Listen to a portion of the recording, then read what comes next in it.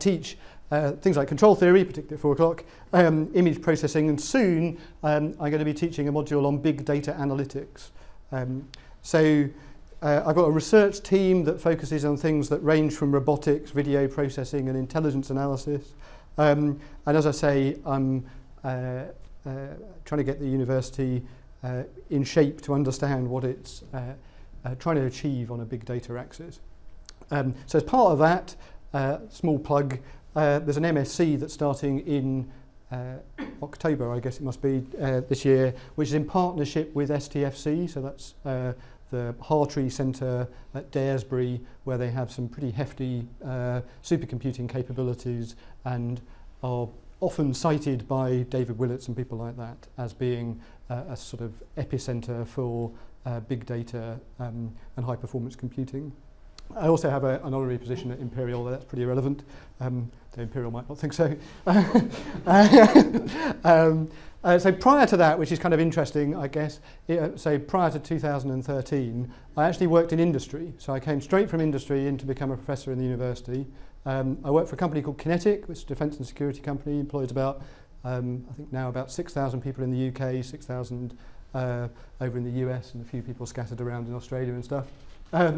So I was what they call a senior fellow, but also a technical manager for a team of about 135 people, which turned out, though I didn't really realise this at the time, to include people who would probably describe themselves as statisticians, computer scientists, physicists, psychologists, system engineers, mechanical engineers, all kinds of different disciplines.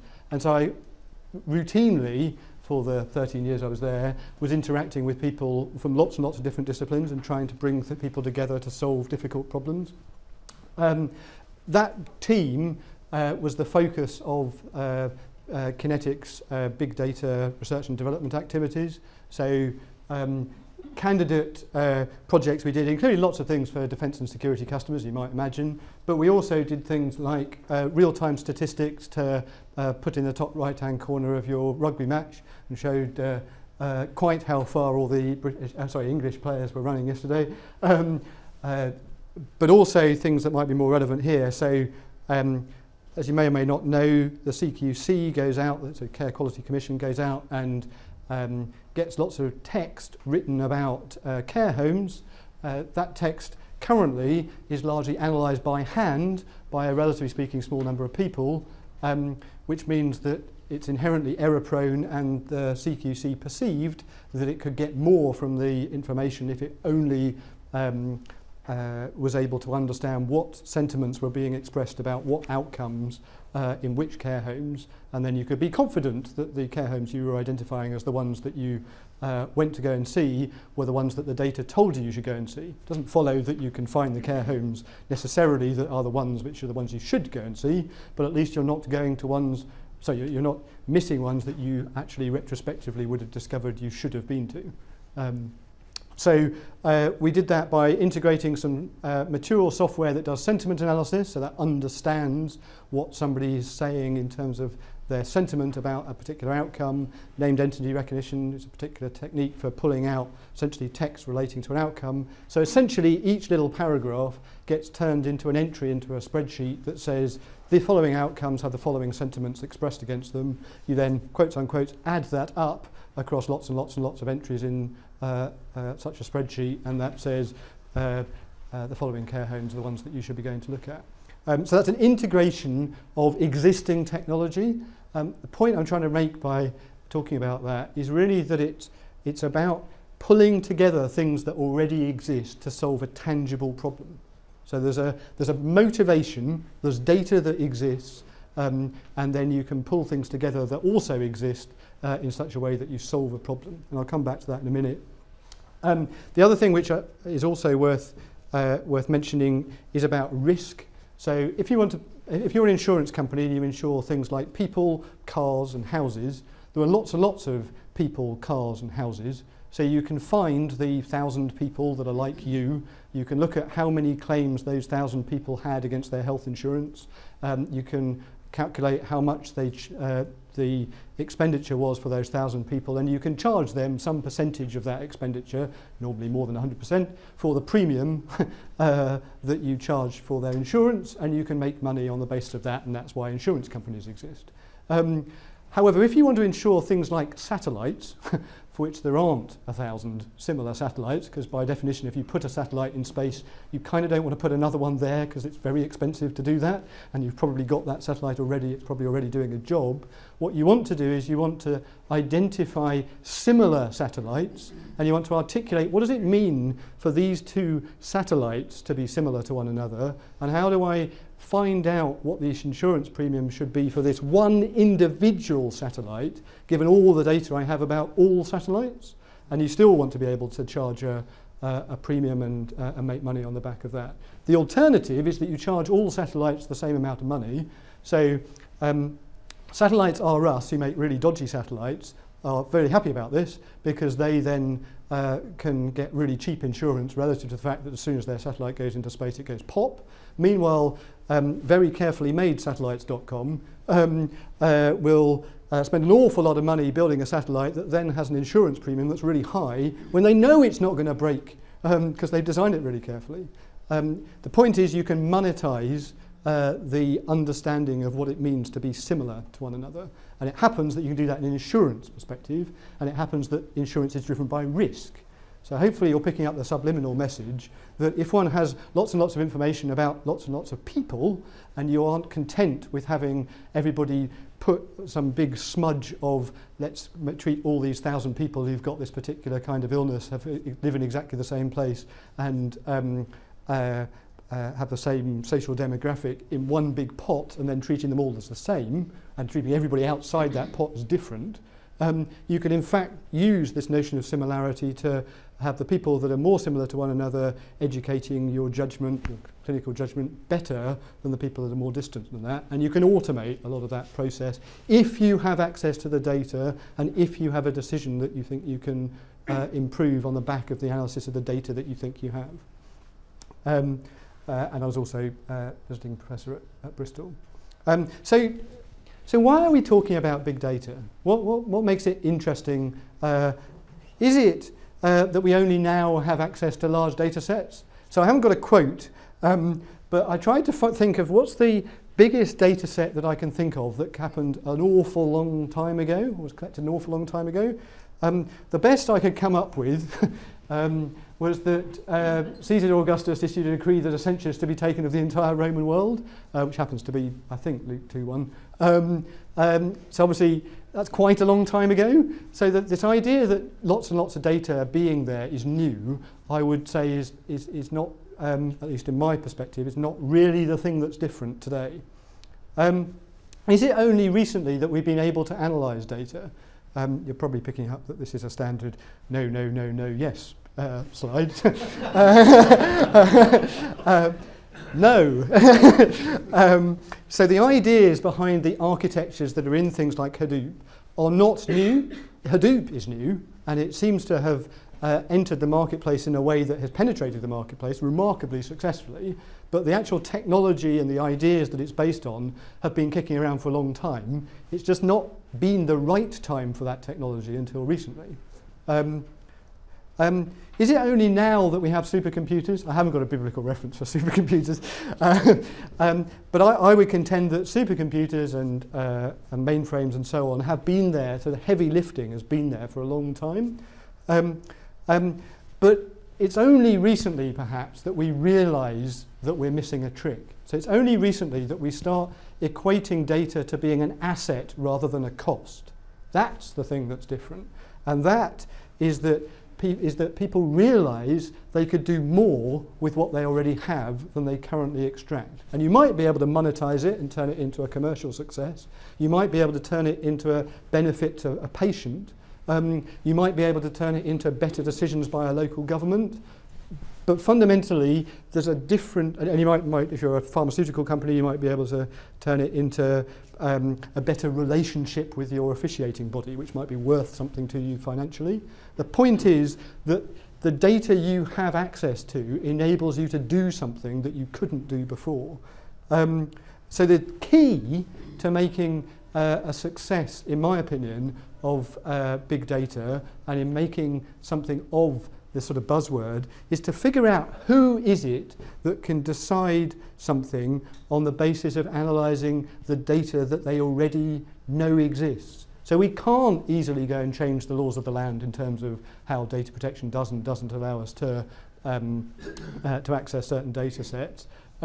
We can try to ensure that the data that we do have access to is in a place where everybody can make best use of it and where the people that can make decisions can really do so on the back of this data that is sitting there and could do much more for that decision maker than perhaps it does already. So for me, the key is to identify who is it, who is the person that is going to make a better decision, and what data, which data, you're being correct, which data is it that they can access that would help that decision-making process. If you can't identify the who and you can't identify the which in terms of the data set, I think you're going to struggle to be able to actually benefit from this whole big data thing. And of course, it's not specific to one application domain. This is generic no, no, no, yes slide that would be equally applicable outside the healthcare arena. So at the University of Liverpool, there are various bits of research that are going on specifically relevant to healthcare that I just thought I'd kind of give you a bit of a taste of, so that there's an overarching set of interactions around, if you like, bioinformatics. There are other interactions with for example, the local trust. There is also the HERC, the Health E-Research Centre, which the university, amongst others in the region, are part of, and that provides a network of academics and trusts who are working together to try to do better research. So I would say the centre of gravity for that, and the broader FAR Institute of which it's part, is about expediting the research component of the big data landscape. That provides, in my opinion at least, an opportunity for something that's driven by an operational benefit to sit alongside it with an identified boundary that enables technologies that perhaps developed in a research arena to translate across into benefit in terms of patient care and so on. But nonetheless, let's have a little look at specific research. So there's work going on specifically on epidemiology, so driven by an understanding of how to model the spread of perhaps diseases. How can we then make decisions to either hinder that disease's progress across the landscape, or just simply react to the way that it is going to spread because we judge that that's a better way to progress. I think I put these in alphabetical order because I needed to figure out a way of ordering them. So ethics is interesting. So a lot of people start talking about big data, but they don't kind of really embrace the whole data protection issue. It's sort of pushed under the carpet as something that we prefer that wasn't there. So something we're doing is in late 2014, I think it's currently scheduled for, I want to say November, I'm not sure that's quite right. We're going to get some different people with different spins on why big data may or may not be a good idea, and how it should and shouldn't be kind of affected by data protection concerns. And we get them in a room with a whole load of people from the public in the room, and we're going to have a little debate which will hopefully spark a lively discussion across the floor. And the people standing at the front will be from, if you like, big industry, so people that might manipulate, for example, Tesco club cards, from local government, or I think national government actually, a guy from a sort of civil liberties perspective, and somebody who has essentially said this whole debate about data protection is very yesteryear. In the future, it's all going to go away, and we'll be selling our data ourselves and taking entirely ownership of it ourselves. A bit controversial, but it kind of puts a question mark about, are we just having a debate about today and forgetting that the debate that will exist tomorrow will be different? To kind of add a bit of substance to that, imagine you rewound 20 years ago and you told me that my friends and so on would be all expressing their current state of mind in a way that anybody on the planet can download from any computer plugged into the internet. I'd say, don't be ridiculous, nobody would possibly sign up to that, brackets, Twitter. It would be ridiculous. And so is it actually ridiculous to say that people will take ownership of their data and see benefit in providing that data to others, which means that this whole debate about data protection might actually just not exist? Maybe it won't, but it's an interesting counterplay to this assertion that it's a civil liberties thing.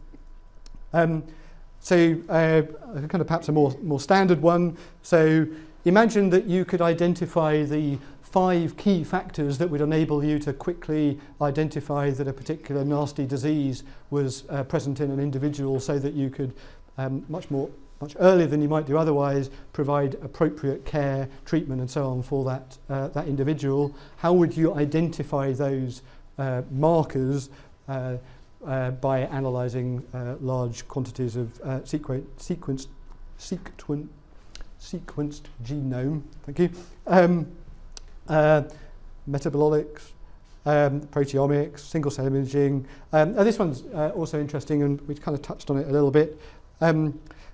Social factors. So how do we explicitly explore the interplay between the health of the population and the factors that influence the population, acknowledging, for example, that cause and effect is a different thing to correlation. So it's really seductive to think that since last time I went outside and I put my umbrella up, it was raining and cool. Since I'm a bit hot and bothered at the moment because I'm wearing a suit which I'm not used to, and if I were to walk outside and put my umbrella up, it would rain and therefore I'd cool down. Yeah? It's actually really, really hard to do the analytics in a way that doesn't get seduced into that kind of logic. So explicitly making sure that the way that we understand this distinction between the correlation between factors that influence or are correlated with mental health and the things that we might influence enables us to make better decisions. Because if we can make decisions that will actually influence the mental health of the population, then that would clearly be a good thing. Pharmacovigilance, so just to make sure everybody's on the same page, pharmacovigilance is essentially the science of recalling drugs. So you monitor how a drug is or is not exhibiting side effects, and then you recall the drug if it's exhibiting side effects that you're not prepared to stand up to. And there are bodies in countries that include the UK that essentially that make that happen. The way that's currently done is largely based on people filling in questionnaires. This is fine, except that wouldn't it be better to use all the other information that is already out there and we know exists to be able to educate that drug recall process? And specifically what we're doing is we're using social media analysis, so looking at Twitter, for example, and saying, this person looks to be saying something that is indicative of them having a side effect of a particular kind, and they've previously said something that is indicative of them taking this drug. Both are really dodgy indicators, but there's loads and loads and loads and loads of people. So can we in some sense average over this large number of people, and can we use that to come up with something that we can then use to inform the drug recall process? Can we also augment that, which isn't on the slide but is something else that we're looking at, with apps that we specifically give to patients to help them to report when we perceive they're the people that should be reporting. So we actually make the patient centre to the collection process. And there's more which I won't go on to. What I suppose I'm trying to get across is there's an enormous wealth of research that is going on at the University of Liverpool that is dovetailing into the kind of broader health environment that I think you, plural, represent. But I would welcome steer on why is it that you're not looking at this? What is it about that's particularly interesting? And if you need a single point of contact to come to, then of course I'd be happy to act as that. There are other people in the room and elsewhere who can also provide that interface if you're already talking with them. But what I wanted to also touch on was the idea that big data is inherently interdisciplinary, and there are bodies of expertise that sit outside the e-health and the bioinformatics domains that could really benefit healthcare and collaboration in that context. And these are therefore intended to come across as oddballs. So, Large Hadron Collider. I don't know if anybody expected to see a slide on the Large Hadron Collider today, but if you did, here it is, well done. If you didn't, then never mind. So the way it works is you fire a couple of particles around a big circle, they bash into one another, and then that basically generates a whole load of data. It's a bit more complicated than that, but that's fundamentally what they do. And so this is a person, i.e. small. This is the sensor, i.e. big. It turns out that Liverpool makes some of the, essentially the kit that does the does the data processing, and the kinds of scales of processing you're talking about are of order 65 terabytes a second, also known as big. Yeah. You can't go and just stick that on a hard disk. You've got to go and do some fairly sophisticated. Sorry, it seems to have some auto jump stuff on. But there's some processing that basically records the interesting bits, and then that motivates research by high energy physicists. The point I'm trying to make is that if people can handle that kind of data rate, then don't worry too much about scale. Worry about how to exploit the knowledge that exists about scale, but don't be scared by scale in itself. Similarly, there are, and we touched on this a little earlier, so this is in some sense a bit of repetition, but there are bits of software that already exist. So this particular one, iRod, and another related product called Cheshire, I actually came across when I was at Kinetics and used to provide solutions to third parties, government and elsewhere. But it's a framework for enabling rule-based interaction of data sets. So conceptually what happens is your data stays where it is, you articulate the rules that allow people to access it, and then anybody can access the data that they're allowed to access, and not the data they're not allowed to access. So that technology exists. And the point I'm trying to make is that it's there precisely, I can't remember who was asking it, there was a question about sustainability and about what happens if somebody rocks up with a supercomputer built on quantum technology. This technology is explicitly designed to make it so that it's future-proof. It actually came out of you probably wouldn't like me referring to him as a librarian, but somebody who worked in the library and really wanted to be able to ensure that the data that they had would survive forever. So it was a kind of preservation agenda that really started the development of the software that's here. It's now used in lots and lots of countries, lots and lots of organisations, and its purpose, as I say, is to make it so that when somebody rocks up with a new bit of technology, you're not worrying about that. You're able to access things freely, and you can reliably, or you can rely on the ability to construct analytics on the back of the data that you were looking at yesterday, rather than being fearful that the data you were looking at yesterday is somehow going to disappear. So we talked a little bit earlier about the kind of marketplace. I think it's worth highlighting where the state-of-the-art in data analytics is, or more particularly where the state-of-the-art in data analytics isn't. Yeah? So what I'm going to try to talk you through are some things which, to my mind, are done. They're technology that exists. You should be using them. If you're not using them, then there's a gap between what you can do and what you are doing, and that potential gap means that you can benefit from big data. Okay? So if you have a problem, a decision, and you have data, and what you'd really like to do is to recognize something that you've seen before. So you've got some historic data that says this is what I've seen before. You've got a new example. You want to say, which are the other things that are like the one I've seen before? That's well understood. People understand how to solve that problem. People will use the term machine learning to try and throw you off the scent to make it sound complicated. But fundamentally, that technology exists, and you can use it today. Classification is really geared around, if you like, labelled classes. So you know that this is a high-risk patient, you know that this is a low-risk patient, and you want to identify, is this new patient a high-risk or a low-risk patient?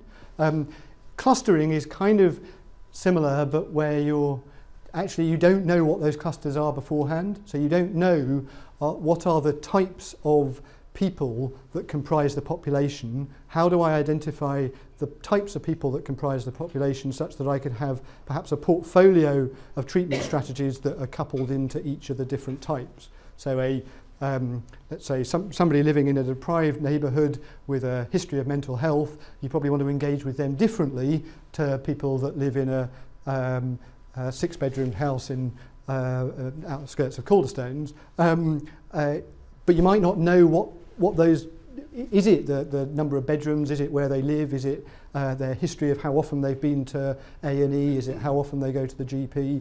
What are the right factors to use to drive that clustering? There's technology to do that. So if you have the data that you think articulates the differences between different types of people, then the technology exists to be able to understand that in your data set. If you've got a stream of data coming in and you want to infer what's happening now, there's technology to do that. So you want to, for example, understand what's the current rate of admissions of people coming in to the hospital, given everything I know about what's happened historically. There's a related one, which we'll come on to in a minute, which is prediction, which is then saying how is that going to evolve in the future. So you use the historic analysis to predict how will my number of people turning up at A&E change over the next 3 months.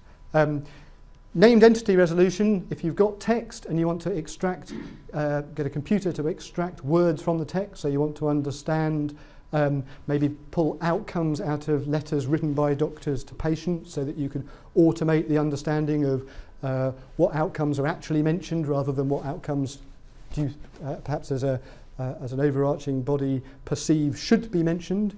You could monitor that, the technology exists to do that for defined terms like specific diseases, but equally for things that are much harder to define like sentiment. So what does the clinician, what sentiment is he expressing in perhaps in connection with a particular kind of treatment, and or should he be expressing any sentiment at all? So the tools exist to do that. There are bits of technology that are there.